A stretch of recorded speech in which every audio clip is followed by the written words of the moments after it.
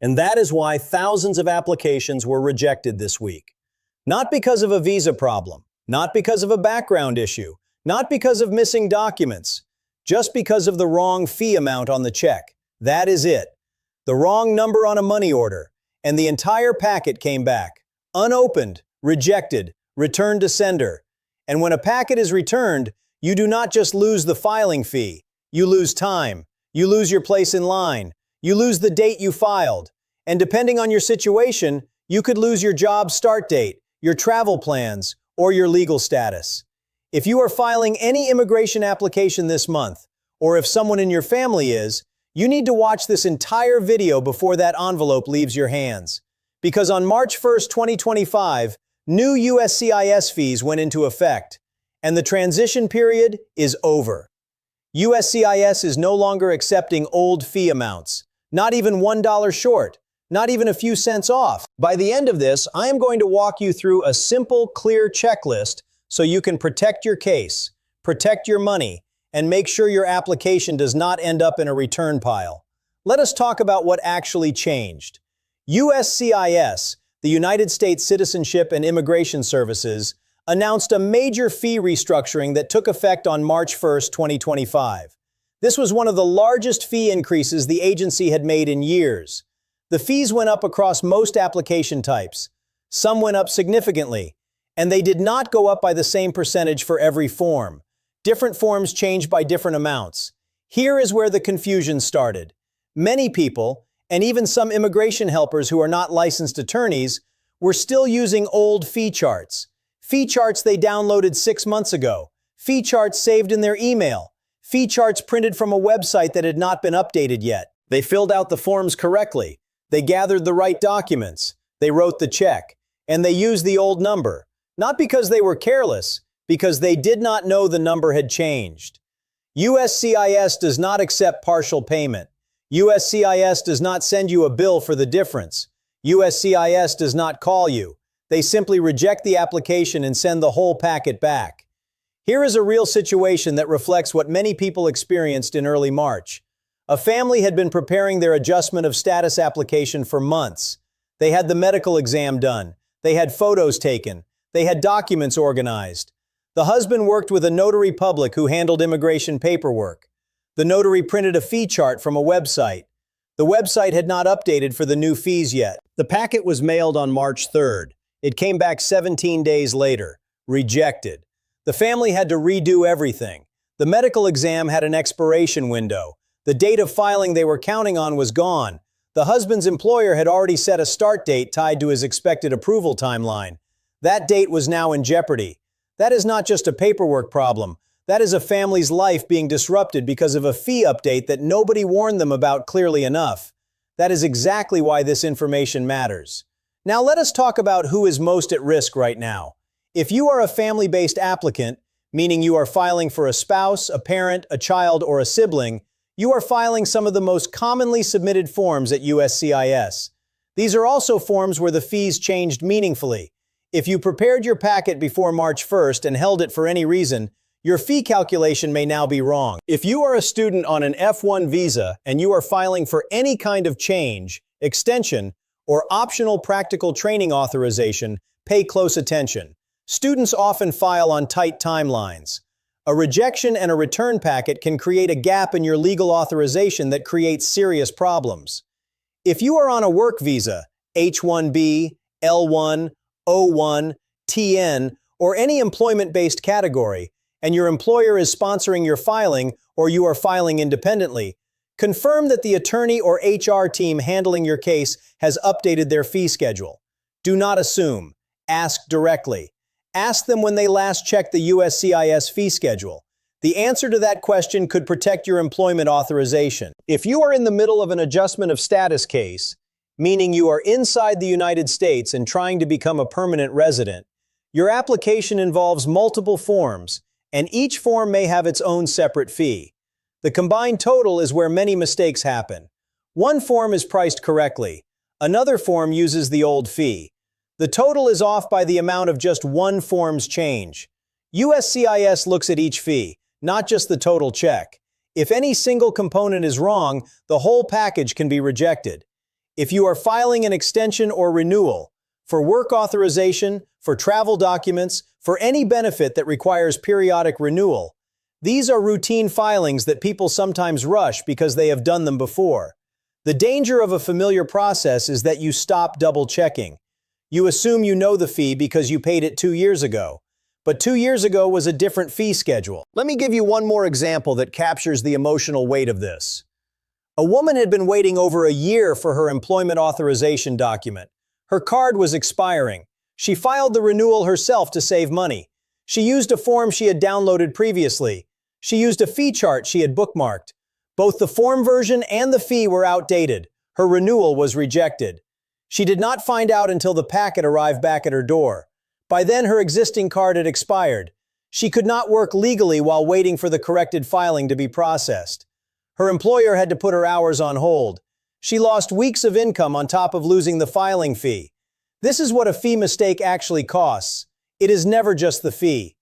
Now let us go through the most common filing mistakes people are making right now, after March 1st.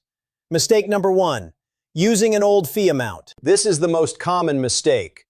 Someone did their research 2 or 3 months ago. They wrote the number down. They built their budget around it. They prepared the check. And by the time the packet was ready to go, the number had changed. The fix is simple, but it must be a habit. Every single time you are about to file, go directly to the official USCIS website and confirm the current fee for your specific form on the day you are preparing the payment. Not the day before, not last week, that day. Fee schedules can update, and you want the most current version from the official source only. Mistake number 2, using the wrong payment method. USCIS has rules about how payment must be submitted. Personal checks are accepted for some filings. Money orders are required for others. Cashier's checks have their own rules. Credit cards are only accepted through specific online portals for specific form types. Sending the wrong payment type, even with the correct amount, can result in rejection. Mistake number 3, using an old version of the form.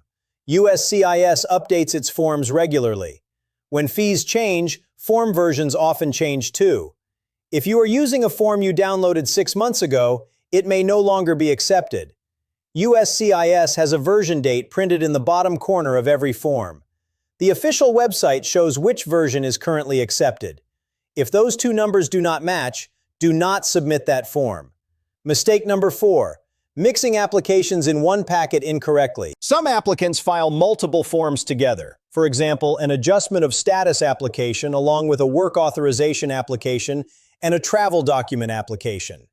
These can be filed together, but the fees for each must be calculated and included separately and correctly. If one fee is missing or wrong, the entire package can be rejected, not just the one form with the error. Mistake number 5, using a combined fee chart that has not been updated. Some websites and some immigration helpers use shortcut charts that show combined fees for common application packages. These combined charts are only accurate when someone has taken the time to update them after every fee change. Many have not been updated. Always verify the individual form fees directly from USCIS, rather than relying on a third-party combined total. Mistake number 6, not accounting for the biometric services fee. Some applicants forget that certain forms require a separate biometric services fee in addition to the application fee. If you only send the application fee and forget the biometric fee, the payment is incomplete. We are a new channel dedicated to bringing you clear and honest U.S. immigration news. If this kind of information is useful to you, please subscribe right now. It takes 1 second, and it means you will not miss updates like this when they matter most. Now let us talk about what you can actually do to protect yourself. This is your safe action plan. Follow these steps before any application leaves your hands. Step 1. Go directly to uscis.gov and find the fee schedule page.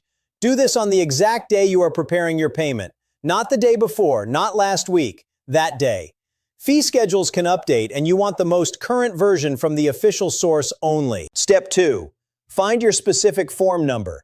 For example, I-130, I-485, I-765, I-539, or whatever form you are filing, and verify the exact fee listed for that form right now. Write it down. Compare it to what you were planning to pay. If there is any difference at all, use the new number. Step 3. If you are filing more than one form, verify each form's fee separately. Add them up yourself. Do not trust a combined total from any chart that you did not personally verify against the current USCIS fee schedule on that same day. Step 4.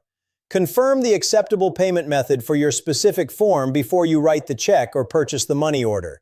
This information is on the form's instructions page on the USCIS website. Read it carefully. Payment method rules are strict. Step 5. Download the current version of your form directly from uscis.gov on the day you prepare your application. Do not use a saved copy. Do not use a copy someone emailed you. Check the version date on the form against the version listed as current on the USCIS website. Step 6. Before you seal the envelope, do one final check. Go through the packet one more time. Confirm the fee amount matches. Confirm the form version matches.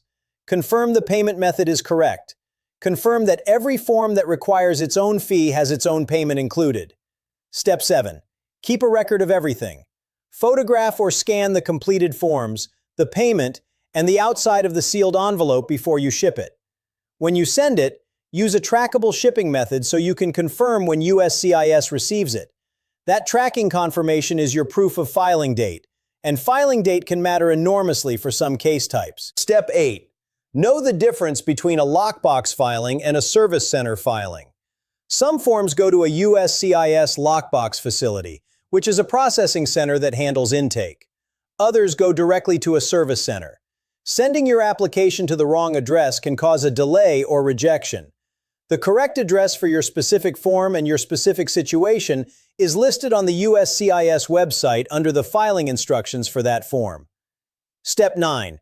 If your situation is complicated, multiple family members, multiple forms, employment sponsorship, or any pending legal case, do not file alone. The cost of a rejection, a returned packet, a delayed status, or a missed filing window is almost always greater than the cost of having a licensed immigration attorney review your filing before it goes out. Step 10. Set a reminder to recheck fees and form versions if any time passes between when you start preparing your application and when you are ready to submit. Even a few weeks of delay can create a gap where a fee update occurs. Make it a rule. Always verify on the day of submission, not the day of preparation. If this video has helped you avoid a costly mistake, we have one small request. Please subscribe to this channel. We are new. We are building something here for students, workers, families, and green card applicants who deserve clear and honest information about U.S. immigration rules. Your subscription helps us reach more people who need this. Now here is the final alert you need to hear. March 1st has already passed. The new fees are in effect right now. USCIS is not making exceptions. USCIS is not giving warnings. If the fee is wrong, the packet comes back. And the people most at risk are not the ones who are careless. They are the ones who did their homework, but they did it too early. They researched the fees in December. They prepared their documents in January. They planned to file in March, and they never went back to confirm the numbers had not changed. That is an honest and human mistake. But USCIS does not grade on effort. They grade on accuracy. So before you seal that envelope, before you hand that packet to anyone, before you drop it in a mailbox, stop. Go back to uscis.gov one more time. Confirm the fee. Confirm the form version. Confirm the payment method. Confirm the mailing address. 60 seconds of verification can save you weeks of waiting, hundreds of dollars in lost fees, and a disruption to your life that nobody wants to go through. If you know someone who is filing an immigration application this month, a friend, a family member, a coworker, a classmate, please send them this video right now. One share could save them from a rejection they never saw coming. And before you go, tell us in the comments, which application are you preparing right now? Whether it is a green card, a work permit, a visa extension, a family petition, let us know. We read every comment, and your question might become the next video that helps thousands of people just like you.